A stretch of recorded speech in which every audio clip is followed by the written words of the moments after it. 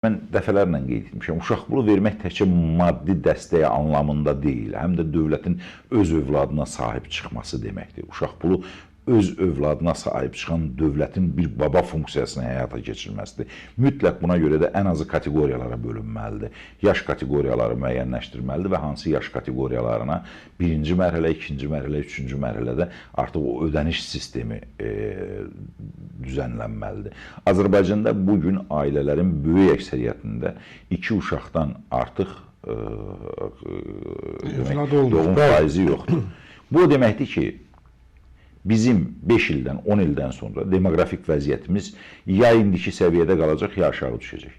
Çünki 2 nəfər varsa o valideynlə, ata ilə... BMT-nin hesablaması var da, 2050-ci ildə aşağı düşəcək. Bəli, çünki 2 uşağın anadan olması bu o deməkdir ki, artım yoxdur. Atanı, ananı yalnız 2 nəfər uşaq əvəz eləyəcək, vəssalam. 3 uşaq olanda ən azı artım olacaq.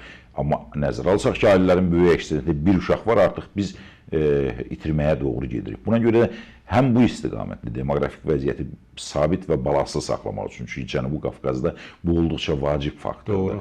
Buna görə mütləq bu istiqamətdə biz ciddi addımlar atmalıyıq. Gürcüstan və Ermənistan bu istiqamətdə artıq proseslərə başlayıblar və demoqrafik siyasətini balanslaşdırmaq üçün bu siyasəti həyata keçirirlər. Biz bunun müqabilində nə etməliyik? Biz bu istiqamətdə hansı addımlar atmalıyıq?